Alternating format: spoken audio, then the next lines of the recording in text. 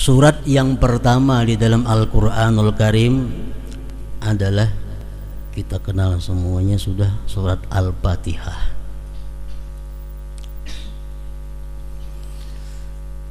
Ada beberapa macam nama surat Al-Fatihah ini.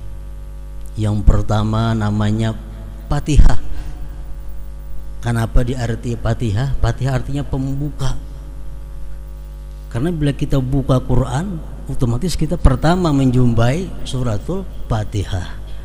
Nah, Fatihah artinya pembuka, Fatihatul Kitab atau Fatihatul Quran. Yang kedua, Fatihah itu bisa dinamakan juga dengan Ummul Quran. Nah, biasa kita sebut membacakan Ummul Quran. Ya pertoko rajin ada kalau marilah bersama-sama kita membacakan Ummul Quran. Nah, surat Al-Fatihah. Al-Fatihah disebut Ummul Quran. Artinya ibu Al-Quran atau induk Al-Quran. Kenapa Fatihah itu disebut sebagaimana ibunya Al-Quran, induknya Al-Quran? Karena menurut para ulama, seluruh isi Al-Quran itu dari awal sampai akhir tergambar di dalam surat Al-Fatihah, sehingga disebut Fatihah itu induknya Al-Quran. Al-Quran membicarakan tentang Allah. Al-Quran membicarakan tentang puji-pujian kepada Allah. Itu terkandung di dalam Alhamdulillah. Al-Quran membicarakan makhluk. Al-Quran membicarakan langit, laut, surga, neraka, jin, manusia, binatang, secukupnya ada dalam Quran makhluk Allah. Itu tergambar dalam kalimat Rabbil Alamin, Tuhan semesta alam. Al-Quran menceritakan tentang pemberian Allah kepada manusia dan makhluk lainnya yang luar biasa. Allah memberikan ampunan, memberikan rahmat, memberikan rezeki, memberikan segala macam keperluan kita. Disebutkan dalam Al-Quran. Itu terkandung di dalam Ar-Rahman Ar-Rahim. Allah Maha Pengasih, Maha Penyayang. Al-Quran membicarakan tentang kubur, tentang hari kiamat. Al-Quran membicarakan surga, neraka, mizan, hisab, tentang hari akhir. Tergambar dalam surat Fatihah Maliki Yaumiddin, Raja pada hari pembalasan. Tergambar dalam Maliki Yaumiddin. Al-Quran membicarakan tentang syariat. Al-Quran membicarakan tentang tarikat. Al-Quran membicarakan tentang hakikat. Itu tergambar, terkandung dalam kalimat Iyyaka na'budu wa iyyaka nasta'in. Kepada Engkau kami beribadah dan kepada Engkau kami minta pertolongan. Itu mencakup sudah, syariat ada di situ, tarikat ada di situ, hakikat ada di situ. Al-Quran ada mengisahkan tentang doa-doa. Bermacam-macam doa ada dalam Al-Quran. Terkandung dalam surat Al-Fatihah, Ihdinas siratal mustaqim, berilah kami petunjuk kepada jalan yang lurus.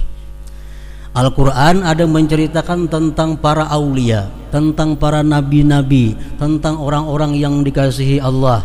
Tergambar dalam Fatihah, siratal ladzina an'amta alaihim, jalan-jalan orang yang Engkau berikan nikmat atas mereka. Al-Quran bicara tentang orang kafir. Al-Quran bicara tentang orang-orang yang sesat. Tergambar dalam ghairil maghdubi alaihim waladdallin. Jadi seluruh Al-Quran masuk dalam surah Fatihah, sehingga Fatihah disebut Ummul Quran, induknya Al-Quran atau ibunya Al-Quran. Kemudian Fatihah disebut juga Sab'ul Masani, ngarannya Sab'ul Masani, 7 ayat yang diulang-ulang. Setiap hari kita berapa kali mengulang-ulang? Fatihah terdiri dari 7 ayat yang diulang-ulang. 7 ayat yang diulang-ulang, ngarannya Sab'ul Masani. Fatihah juga dinamai dengan surat Al-Wafiyah. Al-Wafiyah artinya surat yang sempurna. Kenapa Fatihah dinamai surat yang sempurna? Fatihah kada kawa dipotong-potong. Bila kita baca Fatihah sekaligus Fatihah dalam sembahyang, kawala kita rakaat pertama ingat iyyaka na'budu wa iyyaka nasta'in, kena sambung rakaat kedua ihdinas siratal mustaqim, maulah kada mau. Lain surah nang lain kawa dipotong-potong. Surah lain kita barak ingat sini, kini rakaat kedua sambung kada jadi masalah. Kalau Fatihah mesti sempurna kita membaca dari awal sampai akhir. Fatihah dinamakan juga surat Al-Kafiyah, artinya surat yang cukup. Maksudnya apa? Kalau kita sembahyang kita membaca Fatihah cukup, tapi kalau kita baca surah lain kada cukup. Nah makanya Fatihah pun disebut juga surat Al-Kafiyah. Al-Fatihah disebut juga dengan surat Asy-Syifa, surat penyembuh, tawar. Orang-orang yang sakit dibacakan Fatihah akan menyembuhkan, sekada-kadanya meringankan orang yang sakit. Itu surat Al-Fatihah. Bermacam-macam ngaran surat Fatihah banyak. Itu menunjukkan kemuliaan dan keagungan surat Al-Fatihah ini. Para muhibbin rahimakumullah, surat Al-Fatihah terdiri dari 7 ayat. Jadi satu-satunya surah yang wajib dipelajari oleh setiap muslim dan muslimah surah Fatihah. Kenapa? Karena sembahyang kada sah tanpa surat Fatihah.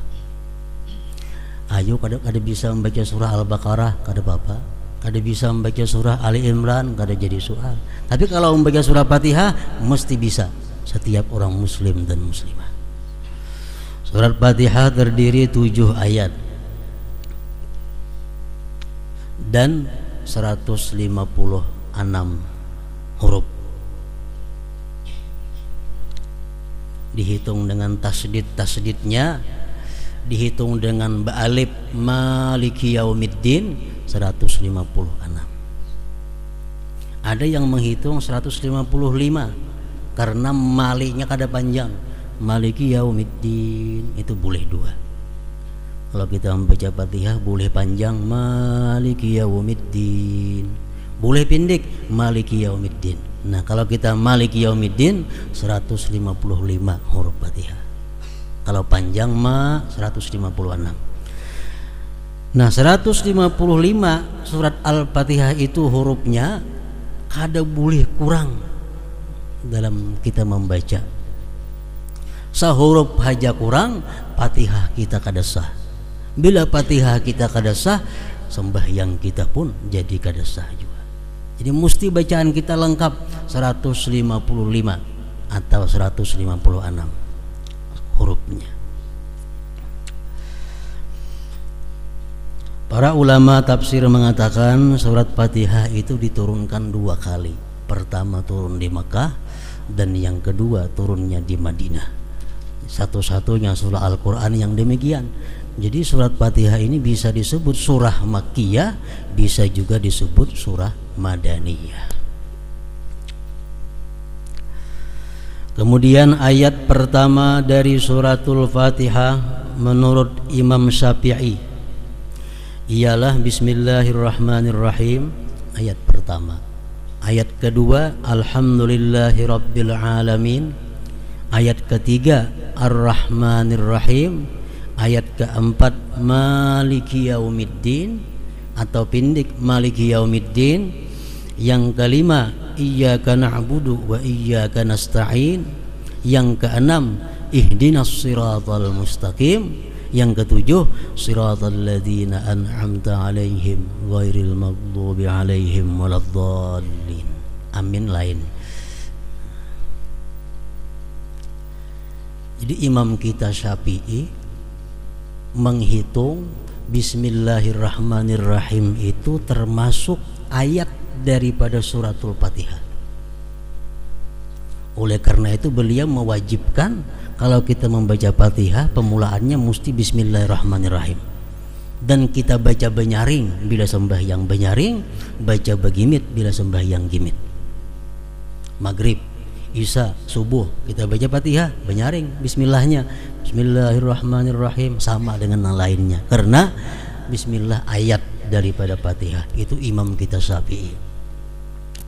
Adapun Imam Malik, sekedar untuk kita mengetahui, Imam Malik mengatakan bahwa Bismillahirrahmanirrahim itu bukan Al-Quran dan apalagi termasuk ayat dari surah Fatihah. Menurut Imam Malik, Bismillahirrahmanirrahim dalam Al-Quran cuma satu, di surah An-Naml. Innahu min Sulaiman wa innahu bismillahirrahmanirrahim alla ta'alu alayya wa atuni muslimin. Itu aja. Lain pada itu bismillah hanya sekedar untuk memisah surah dengan surah yang lainnya. Jadi menurut Imam Malik, Bismillahirrahmanirrahim itu bukan Al-Quran. Jadi kada boleh dibaca dalam sembahyang. Makanya kada bismillah orang Banu, langsung Allahu Akbar, Alhamdulillahirabbil alamin. Nah itu Imam Malik. Kalau Imam Abu Hanifah mengatakan Bismillahirrahmanirrahim itu Al-Quran, tapi bukan bagian dari Fatihah. Dalam sembahyang dibaca tapi begimit. Bismillahirrahmanirrahim, Alhamdulillahirabbil alamin, menyaring alhamdulillah. Bukan ayat dari Fatihah, tapi Al-Quran juga. Bukan ayat dari Fatihah, dibaca begimit. Kalau mazhab Hambali mengatakan bahwa Bismillahirrahmanirrahim itu ayat daripada Fatihah juga, tapi dibaca begimit. Alhamdulillah mulai benyaring. Nah, kalau kita keluar negeri misal, kita melihat mendengar imam macam itu, mungkin berlainan mazhab dengan mazhab kita. Nang jadi masalah kayak apa andai kata kita mau ikut imam, nang imamnya kada bismillah. Misal kita berjalan ke daerah mana nang orangnya itu mazhab Malik. Mazhab Malik kada memberiakan membuat bismillah karena itu bukan Quran. Jadi kalau imamnya ini orang mazhab Maliki, Allahu Akbar, Alhamdulillahirabbil alamin. Nah, kita di belakang kayak apa nama mazhab Syafi'i? Boleh kada mau ikut itu? Pendapat yang mu'tamad dari golongan ulama-ulama Syafi'iyah mengatakan pendapat yang mu'tamad adalah kalau kita mengikut orang itu kita tidak sah sembahyangnya. Kenapa? Karena Fatihahnya kurang seayat. Kada bismillah. Pendapat yang kedua dari mazhab kita Syafi'i mengatakan kita sah aja mengikut orang yang sembahyang meninggal bismillah itu. Nah, terserah aja lagi. Kita ke Makkah misal, kita kadang-kadang mendengar imam tuh bismillah, kadang timu alhamdulillah aja. Nah, kada usah kita basing sembahyang, biarlah umat berjamaah, sebab ada aja ulama yang membolehkan demikian itu. Para muhibbin rahimakumullah. Jadi ayat yang pertama daripada Fatihah itu Bismillahirrahmanirrahim. Artinya tahu semuaan sudah, dengan nama Allah yang Maha Pengasih, Maha Penyayang. Dalam kitab Nahu, setiap kali huruf jar bi itu mesti ada ta'alluqnya, hubungannya dengan nama Allah yang Maha Pengasih lagi Penyayang. Akra'u, aku membaca. Atau dengan nama Allah yang Maha Pengasih lagi Penyayang, abtadi'u, aku mulai. Kalau kita hendak makan, Bismillahirrahmanirrahim, dengan nama Allah yang Maha Pengasih Maha Penyayang, aku makan. Kalau kita hendak minum, Bismillahirrahmanirrahim, asyrabu, dengan nama Allah Maha Pengasih Maha Penyayang, aku minum. Nah, jadi ada kalimat yang dibuang. Jadi waktu kita membaca Bismillahirrahmanirrahim, dalam hati kita dengan nama Allah yang Maha Pengasih, akra'u, aku membaca ini kalam Allah subhanahu wa ta'ala. Artinya kita ini bisa membaca, kita ini bisa berdiri, kita ini bisa sembahyang dengan nama Allah yang Maha Pengasih lagi Maha Penyayang. Nah, itu Bismillahirrahmanirrahim. Mengenai Bismillahirrahmanirrahim ini banyak sabda-sabda Rasulullah yang menerangkan tentang Bismillahirrahmanirrahim, mulai dari hadis yang kualitasnya sahih sampai yang dhaif. Rasul bersabda, kullu amrin dzibalin la yubda'u fihi bi bismillahirrahmanirrahim fahuwa abtar. Tiap-tiap sesuatu perkara yang mulia yang tidak dimulai dengan bismillahirrahmanirrahim, maka perkara itu akan kurang berkah. Kita makan, kita kada bismillah, makanan kita kurang berkah. Kita minum, kita kada bismillahirrahmanirrahim, minuman kita kurang berkah. Tiap-tiap perkara yang mulia yang tidak dimulai dengan bismillahirrahmanirrahim, maka itu kurang berkahnya, kurang kebaikannya artinya. Hadis beliau lagi mengatakan, man arada ay yahya sa'ida wa yamuta syahida falyaqul inda batida'i kulli syai bismillahirrahmanirrahim. Siapa yang hidupnya beruntung, siapa yang ingin hidup beruntung, ingin mati digulungkan dengan syuhada, orang-orang yang syahid fisabilillah, maka hendaklah dia mengata tiap-tiap kali memulai sesuatu yang baik dengan bismillahirrahmanirrahim. Rasulullah bersabda lagi, idza qala al-'abdu bismillahirrahmanirrahim qalatil jannah Allahumma wasa'daik inna 'abdaka fulan qala bismillahirrahmanirrahim Allahumma zahzihhu 'anil nar wa adkhilhul jannah. Bila kita mengucap bismillahirrahmanirrahim, surga berkata, ujar surga, wahai Tuhan, hamba engkau Fulan bin Fulan mengucap bismillahirrahmanirrahim, jauhkan dia daripada api neraka dan masukkan dia padaku. Setiap kali kita mengucap bismillahirrahmanirrahim. Nah, jadi bismillahirrahmanirrahim ini adalah permulaan tiap-tiap sesuatu yang baik.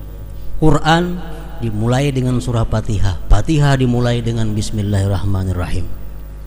Namun ujar para ulama mengatakan, kada semua sesuatu baik dimulai dengan bismillahirrahmanirrahim. Jadi kita mesti belajar juga, karena ada hal-hal yang di situ kita kada baik membaca bismillahirrahmanirrahim. Lalu oleh ulama fikih dibagi 4 hukum, bahkan ada yang mengatakan sampai 5 hukum tentang mengucap bismillahirrahmanirrahim ini. Pertama, mengucap bismillahirrahmanirrahim hukumnya wajib ketika sembahyang. Membaca surat Fatihah ada bismillahirrahmanirrahim, itu wajib. Yang kedua, membaca bismillahirrahmanirrahim sunat ketika kita hendak berwudu, hendak mandi, hendak makan, hendak minum, bismillahirrahmanirrahim, itu sunat. Ada lagi hukumnya membaca bismillahirrahmanirrahim itu makruh. Baca bismillah makruh.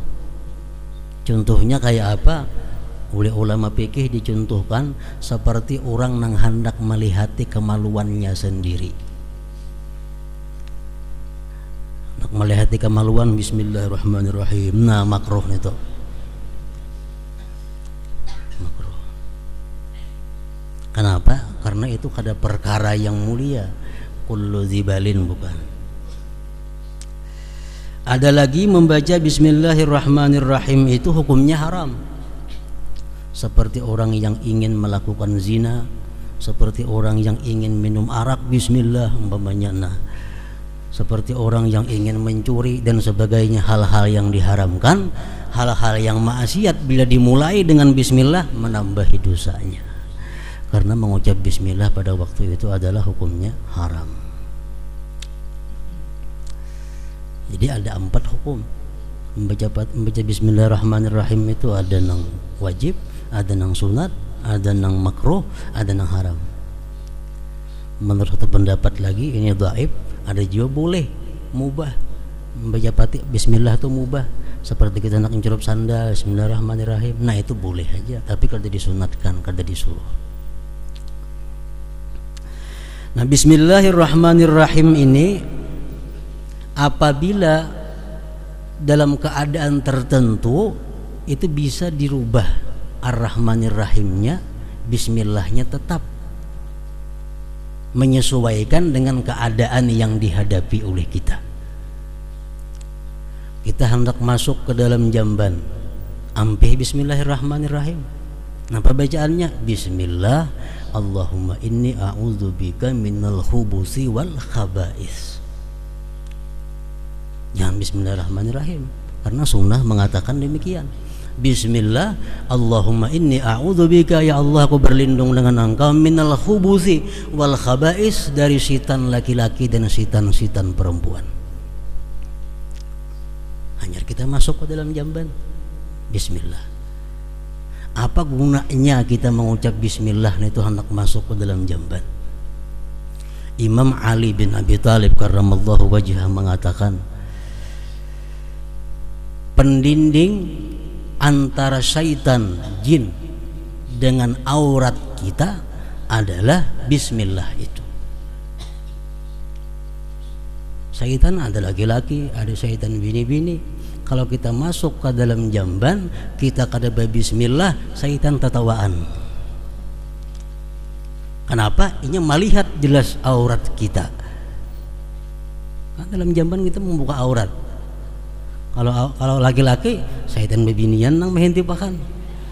Nah, makanya berlindung dari syaitan laki-laki dan syaitan perempuan.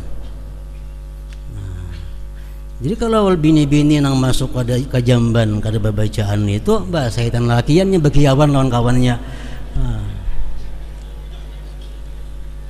jadi ujar Sayyidina Ali, pelindung antara mata-mata syaitan dengan aurat itu adalah bismillah. Amunnya kada hafal bismillah sekurang-kurangnya, bismillah, hanya masuk ke dalam jamban. Jangan dalam jambannya, masih di luar jamban membaca bismillah itu. Bismillah, Allahumma inni a'udzubika minal khubuthi wal khaba'is. Nah, dirubah sudah, jangan bismillahirrahmanirrahim lagi.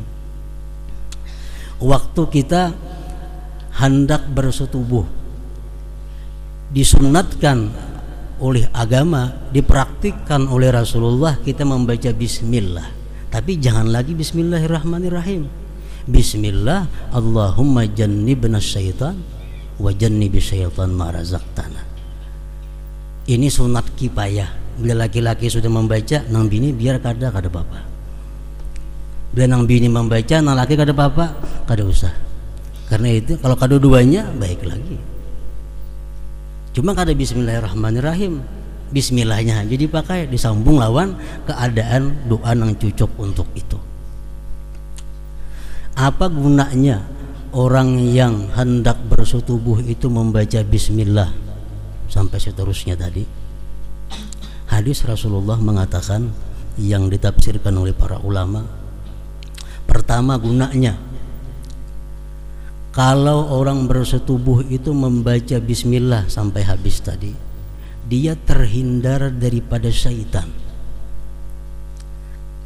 Karena syaitan itu kalau kita berhubungan dengan istri, syaitan itu duduk di ujung kemaluan kita. Nah, jadi andai kata itu nantinya menjadi anak, anak ini ada saham dari syaitan. Ada saham dari syaitan. Makanya anak nang kada karuan tampuh kelakuannya macam syaitan. Itu mungkin waktu itu kada membaca bismillah, Allahumma jannibna syaitan wa jannibi syaitan ma razaqtana. Pertama itu. Yang kedua, andai kata itu nantinya dijadikan oleh Allah anak, maka anak ini akan selamat daripada murtad. Anak ini akan selamat daripada kafir. Dua. Yang ketiga, andai kata itu ditakdirkan menjadi anak, maka ditulis kebajikan kepada orang tuanya itu sebilangan napas ini anak sampainya mati. Nah, berapa napas? Kekanakan sampai tua. Setiap kalinya napas, kuitannya dapat pahala. Kenapa? Karena waktu itu membaca bismillah, Allahumma jannibna syaitan wa jannibi syaitan ma razaqtana. Yang keempat, bila kita membaca itu sampai kita mandi janabah ditulis kebaikan. Misal kita sejam 2 jam hanya mandi janabah, 2 jam itu ditulis sebagai kebaikan. Nah ini untungnya orang yang mengamalkan sunnah Rasulullah Sallallahu Alaihi Wasallam. Nah, cuma jangan lagi Bismillahirrahmanirrahim bacaannya, Bismillah Allahumma ila akhir sampai akhir tadi. Nah kemudian orang hendak berkendaraan, kada lagi Bismillahirrahmanirrahim, cukup dengan Bismillah walhamdulillah. Bismillah walhamdulillah naik kendaraan.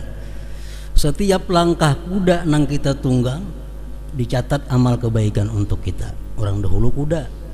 Wah ini mungkin setiap gulungan ban itu kita dapat kebaikan karena kita kendaraan. Kalau kita naik kendaraan mengucap Bismillah walhamdulillah. Kita hendak guring, jangan Bismillahirrahmanirrahim. Nabi kita mengajarkan Bismikallahumma ahya wa amut, guring kita. Supaya apa? Supaya andai kata kita mati dalam guring, kita mati dalam keadaan husnul khatimah. Itu gunanya hendak guring membaca Bismikallahumma ahya wa amut. Artinya apa? Akhir kalam kita dalam alam jaga ini adalah kalimat Bismikallahumma ahya wa amut. Kalau kita mengamalkan itu nantinya kita ada harapan karena akhir kalam di akhir umur mengucap kalimat la ilaha illallah. Karena mulai wahyu ini sudah membiasakan hendak guring Bismikallahumma ahya wa amut itu. Nah kemudian lagi kita hendak berbaju, hendak berpakaian, bukan Bismillahirrahmanirrahim. Pembacaannya hendak berpakaian biasa, Bismillah Allahumma inni as'aluka min khairihi wa khairi ma huwa lahu wa a'udzubika min syarrihi wa syarri ma huwa lahu. Insyaallah pakaian yang kita pakai ini mendapat berkah dari Allah Subhanahu wa taala. Nah, jadi berbagai macam hadis yang menyebutkan tentang keutamaan bismillah itu. Selengkapnya Bismillahirrahmanirrahim. Nah, jadi dalam hal ini bahwasanya Bismillahirrahmanirrahim itu merupakan satu ayat daripada 7 ayat surat Fatihah. Ketinggalan sahuruf aja Fatihah kita kada sah. Bila Fatihah kada sah, otomatis sembahyang kita pun kada sah.